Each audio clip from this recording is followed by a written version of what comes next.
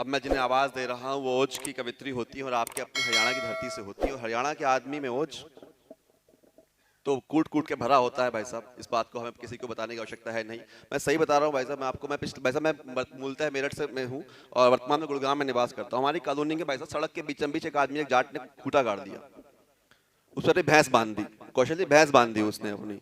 अब भैंस बीच में सड़क के बीच में बांधे, जाम लग गया वहां पर, तो 4-5 आदमी कॉलोनी इकट्ठे हुए, उसके बाद पहुंचे, भाई क्या कह रहा है तूने, कि तूने गलत खूंटा बांधे गलत किया, भैंस बांधे गलत किया। कह रहा हाँ जी, माने से बत कर हाँ जी मानू। कह तूने भैंस बांधी, गोबर करीब गंदगी होगी, बच्चे बीमार पड़ेंगे, मच्छर फैलेंगे, माने से बत कर हाँ जी मानू। कह रहे ये जाम लगेगा, पुलिस आएगी, सबसे झगड़ा होगा, माने से बात, कह रहे हाँ जी मानू। क्या FIR होगी, कोच कटोगी होगी, कॉलोनी का नाम बदनाम होगा, माने से बात, कह रहा हाँ जी मानू। अब जाट का जवाब तो कह रहा मैंने थारी सारी बात मान ली, हमारी भी एक बात मान ली।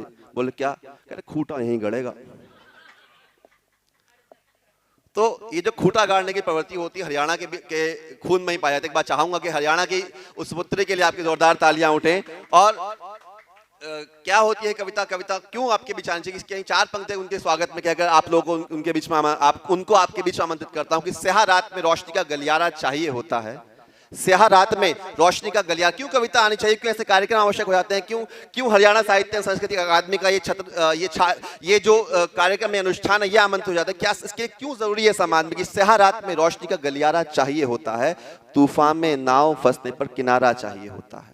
स्याह रात में रोशनी का गलियारा, चौथी पंक्ति में आपकी तालियां सब आपको आमंत्रित देता हूं कि स्याह रात में रोशनी का गलियारा चाहिए होता है, तूफान में नाव फंसने पर किनारा चाहिए होता है। और नफरत के माहौल में जब हर तरफ अंधेरा हो जाए, नफरत के माहौल में जब हर तरफ अंधेरा हो जाए, तब समाज में कविता का उजियारा चाहिए होता है, तब समाज में कविता का उजियारा चाहिए होता है। आदरणीय कांता जी आए और आपके जोरदार तालियों को आमंत्रित करता हूँ, आपकी अपनी हरियाणा की बेटी। माँ सरस्वती को नमन। आज वैसे तो मैं बिंदास होकर मंच पढ़ती हूँ, बेफिक्र होकर मंच पढ़ती हूँ, लेकिन आज थोड़ा सा मैं विवश हूँ क्योंकि आज जो कार्यक्रम की अध्यक्षता कर रहे हैं वो साहित्य के वट वृक्ष बरगद हैं। बहुत सुंदर। और सामने जो आज मुख्य अतिथि हैं वो मेरे पतिदेव के गुरुजी हैं, तो मेरे ऊपर उत्तरदायित्व डबल हो गया है कि संभलकर मुझे पढ़ना है। कोशिश करूंगी संभलकर पढ़ने की। माँ शारदे को नमन, प्रबुद्ध मंच को नमन और सभी श्रोतागण को नमन। जैसा कि शहीदों को भी हम याद कर रहे हैं, तो मैं यही कहूंगी शहीदों के लिए कि गरम खून गर्मी थी इतनी, गरम खून गर्मी थी इतनी, वो मौत से जा टकराए। गरम खून गर्मी थी इतनी, वो मौत से जा टकराए, पर भारत माँ को जंजीरों से बेदाग छुड़ा कर ले आए, बेदाग छुड़ा कर ले आए। तोड़े जो लहलाते पुष्प, तोड़े जो लहलाते पुष्प, दुश्मन ने महकी बहारों से। तोड़े जो लहलाते पुष्प, दुश्मन ने महकी बहारों से, हम और आप उन्हें सींचेंगे ऐसे, वो महक उठेंगे मजारों से, वो महक उठेंगे मजारों से। और शुरुआत में एक इसी बात से करूंगी, सतीश जी संस्कार भारती से हमारे बीच हैं, तब मैं पढ़ती हूँ। जब मैं बेटियों के 35 टुकड़े और बेटों के 15 टुकड़े फ्रिज और ड्रम में देखती हूँ, तब मैं ये कहती हूँ कि चिंतन मनन हुआ बहुत। सतीश जी आपसे निवेदन है कि चिंतन मनन हुआ बहुत, अब मंथन की बारी है। चिंतन मनन हुआ बहुत, अब मंथन की बारी है। सनातन संस्कृति माँ हमारी और माँ की रक्षा हेतु तोड़नी सीमाएं अब सारी हैं। बहुत सुंदर, बहुत सुंदर कांता। मैं ओज पढ़ती हूँ, जब मैं मंचों पर जाती हूँ तो मुझसे मेरा परिचय पूछा जाता है, तो मैं अपने परिचय में यही कहती हूँ, मुझे लगता है कि मेरी ये 4 लाइनें राजगुरु सुखदेव भगत सिंह और सभी शहीदों को सच्ची श्रद्धांजलि होगी। मैं अपने परिचय में यही कहती हूँ कि मैं वो कवियत्री हूँ, छोटी सी कलम हूँ मैं, लेकिन ओज भरने के लिए, उत्साह भरने के लिए मैं कहती हूँ कि मैं वो कवियत्री हूँ। मैं वो कवियत्री हूं जो दिल में आग जुबां पर अंगार रखती हूं। मैं वो कवियत्री हूं जो दिल में आग जुबां पर अंगार रखती हूं। शब्दों से भगत सिंह पैदा करती और कलम से इनकलाब लिखती हूं। कलम से इनकलाब लिखती हूं। बहुत सुंदर। विमल जी बैठे हैं, बहुत बढ़िया मंच संचालन कर रहे हैं। वैसे बीच में मैं आपको एक खुशखबरी देना चाहूंगी। इन्होंने कहा कि 2 औरतें हाथ फेरती हैं सिर पर, तो मुकेश जी के बारे में मैं आप सबको बताना चाहूंगी कि 30 फरवरी 2026 नूर गार्डन भोपाल, आप सभी इनके विवाह समारोह में आमंत्रित हैं। स्वागत। 30 फरवरी, तो आप सभी आमंत्रित हैं। इन्होंने मुझे अभी कहा कि ये मैसेज देना है, तो मैंने इनका संदेश आप तक प्रेषित किया। बाकी आपकी मर्जी है जाना या नहीं जाना है।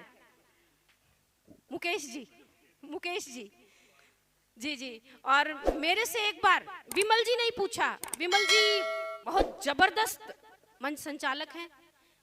हम इंदौर में एक कार्यक्रम में इकट्ठे थे, इन्होंने मुझसे पूछा, कहा बहन जी आप हमेशा ओज पढ़ती हैं, कभी श्रृंगार क्यों नहीं पढ़ती। इन्होंने मुझसे कहा कि बहन जी आप हमेशा ओज पढ़ती हैं, कभी श्रृंगार क्यों नहीं पढ़ती। मैंने कहा भाई साहब श्रृंगार तो एलओसी और घाटी में उजड़ रहा है, जाति धर्म भाषा के क्षेत्र तले दबा पड़ा है, और जब तक इस देश में ताज, ओबराय, पठानकोट, पुलवामा एयरबेस होते रहेंगे तब तक ये सरस्वती दुर्गा बनकर मंचों पर वीर और विभत्स का तांडव मचाएगी, और जो आग मेरे सीने में लगी है वो पूरे हिंदुस्तान के सीने में लगाएगी। बहुत सुंदर, बहुत सुंदर। और मैंने भाई साहब को कहा कि मैं व्याकरण नहीं आचरण पढ़ती हूँ, मैं व्याकरण नहीं आचरण पढ़ती हूँ, अलंकार नहीं आधार गढ़ती हूँ, शब्द नहीं संस्कार लिखती हूँ, श्रृंगार नहीं संहार करती हूँ, और पीड़ा के गर्भ को चीर कर निकली हूँ। इसीलिए मन से केवल हुंकार भरती हूँ, हुंकार भरती हूँ, हुंकार भरती हूँ, हुंकार भरती हूँ। धन्यवाद। आज का दिन शहीदों को नमन करने का, क्योंकि परसों भी एक कार्यक्रम में हम शहीदों को नमन करने गए। हमारी औकात नहीं है कि हम उनके सम्मान में कुछ भी बोलें, 7 महासागरों की शाही भी बना लें, तब भी हम उनके बलिदानी लहू के एक कतरे का बखान भी नहीं कर सकते। क्या बात है। तो उसी पर मेरी एक छोटी सी कविता। स्वागत। कि मैंने पूछा कलम से, मैंने पूछा कलम से, हे कलम अब तक तू चली क्यों नहीं।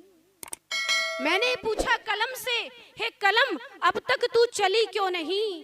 राजगुरु सुखदेव भगत सिंह सन्मुख तू झुकी क्यों नहीं। मैंने पूछा कलम से, हे कलम अब तक तू चली क्यों नहीं। राजगुरु सुखदेव भगत सिंह सन्मुख तू झुकी क्यों नहीं। कलम सकुचाई, कलम सकुचाई बोली माफ करना, कलम सकुचाई बोली माफ करना, इस बार नहीं मैं चल पाऊंगी।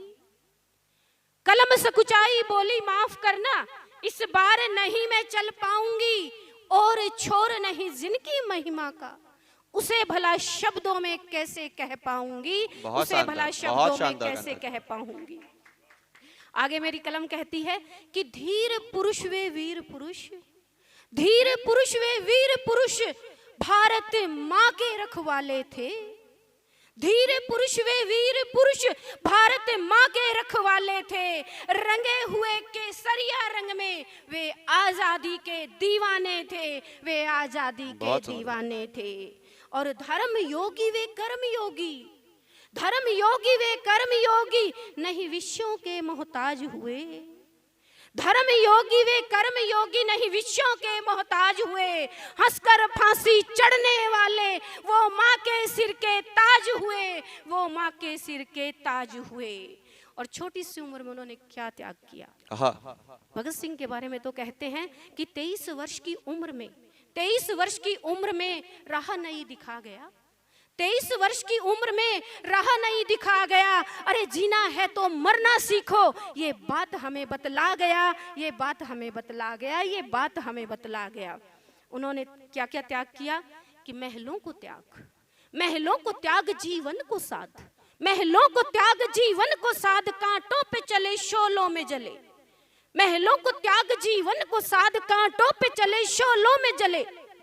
जुल्मों में रहे खतरों से लड़े, जख्मों को सहा गोरों को भगा, जंजीरें तोड़े जय हिंद कहा, और फिर धू धू कर जलती चिता देख उनकी, सुबह को उठा यह सकल जहां, सुबह को उठा यह सकल जहां। बहुत शानदार। आखिर दम तक जिए, खुददारी से जिए, आखिर दम तक जिए सीना तान के जिए, आखिर दम तक जिए सीना तान के जिए। इनकलाब की भाषा बोली, कफन तिरंगा बांध के जिए, कफन तिरंगा बांध के जिए।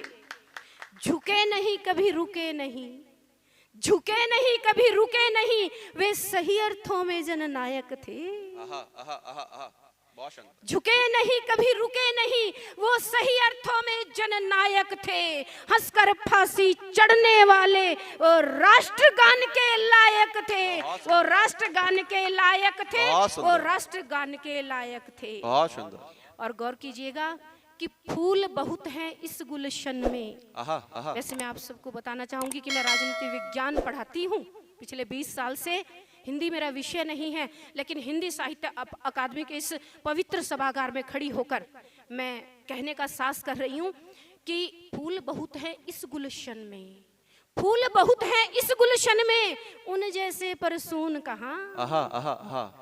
फूल बहुत है इस गुलशन में, उन जैसे परसून कहाँ। युवाओं की भरमार रही, पर उनके जैसा जुनून कहाँ। जो हम सब की रगों में दौड़ रहा, वह उतना जोशीला खून कहाँ, वह उतना जोशीला खून कहाँ। और जो उन पर ठीक बैठता हो, गोविंद जी, गुरु जी, जो उन पर ठीक बैठता हो, ऐसा कोई उपनाम नहीं। जो उन पर ठीक बैठता हो, ऐसा कोई उपनाम नहीं। जिससे उन्हें नवाजा जाए, ऐसा कोई सम्मान नहीं, ऐसा कोई सम्मान नहीं। ये उपाधि, ये रतन, सभी बहुत बड़ी बड़ी उपाधियां आज दी जा रही हैं, राजनीतिकरण हो रहा है। तो मैं कहना चाहूंगी कि ये उपाधि, ये रतन सभी सब उनके सन्मुख हीन हुए। ये उपाधि, ये रतन सभी सब उनके सन्मुख हीन हुए। लालों के लाल थे वो, भारत माँ की गोद में खेले, उसी में देखो लीन हुए, उसी में देखो लीन हुए। बहुत सुंदर, बहुत सुंदर, धन्यवाद। और यहाँ खड़ी होकर अगर उनकी महतारियों को, माताओं को प्रणाम न किया गया तो एक कवि सम्मेलन सफल नहीं हो सकता। ये हवन कुंड में, ये आहुति में जरूर दूंगी कि जिसने उनको जन्म दिया, जिसने उनको जन्म दिया, धन्य वो महतारी हैं। जिसने उनको जन्म दिया, धन्य वो महतारी हैं। कब तक कैसे कर्ज चुकाएं, जर्रा जर्रा उनका आभारी है, जर्रा जर्रा उनका आभारी है।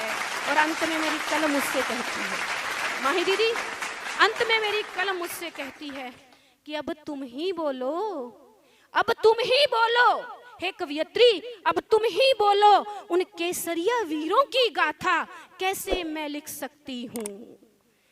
मेरी कलम मुझसे कहती है कि अब तुम ही बोलो हे कवियत्री, अब तुम ही तुम ही तुम ही तुम ही तुम ही बोलो, उन केसरिया वीरों की गाथा कैसे मैं लिख सकती हूँ। हर शब्द, हर सम्मान है अकिंचन, हाथ जोड़ नतमस्तक हो, मैं तो मात्र नमन कर सकती हूँ, मैं तो मात्र नमन कर सकती हूँ, मैं तो मात्र नमन कर सकती हूँ। धन्यवाद। और माही दीदी की रिक्वेस्ट थी कि एक छोटी सी हरियाणवी कविता, उसका एक बंद छोटा सा, पूरी कविता नहीं सुनाऊंगी क्योंकि हरियाणा का प्रतिनिधित्व करने के लिए मुझे खड़ा कर दिया गया है। तो मैं चाहूंगी कि आपको प्रेषित करूं। जब बिना किसी बात के, समझ आ रही है सबको हरियाणवी? हाँ जी, बिल्कुल जी, धन्यवाद। जब बिना किसी बात के, जोश के बाद ना भी आ रही, वो भी ना थोड़ा बोलेगा। बहुत बढ़िया। जब बिना किसी बात के राजू की बहू सिर पे चढ़ गई, जब बिना किसी बात के राजू की बहू सिर पे चढ़ गई, मर जाने मिट जाने कहती हुई, ताऊ मांगेगी खटोली घेर में पटक गई। जब बिना किसी बात के राजू की बहू सिर पे चढ़ गई, और मर जाने मिट जाने कहती हुई, ताऊ मांगेगी खटोली घेर में पटक गई। टूटी खाट मैला गात और कांपते हाथ, टूटी खाट मैला गात और कांपते हाथ। ताऊ मांगे की हालत देख के मेरी बेचैनी बढ़ गई। मैं सोचन लगी कि सा घर परिवार यो समाज हो गया। मैं सोचन लगी कि सा घर परिवार यो समाज हो गया। छोटे बड़े की लाज शर्म हर रिश्ता नाता खो गया। जिस ताऊ मांगे की कदे गांव गवांडा में साख होया करती, जिसके रोब रुतबे की खाप पंचायता में बात होया करती, अफसर नेता जिसके आगे सलाम ठोक्या करता, गरीब बाण बेटियां का जो ब्याह छुचक और बात भर दिया करता, आज वो ये ताऊ मांगे अध्यक्ष महोदय जी, आज वो ये ताऊ मांगे रोटी पानी ने मोहताज हो गया, क्योंकि उसका बेटा राजू अपनी जोरू का गुलाम हो गया, अपनी जोरू का गुलाम हो गया, अपनी जोरू का गुलाम हो गया, अपनी जोरू का गुलाम।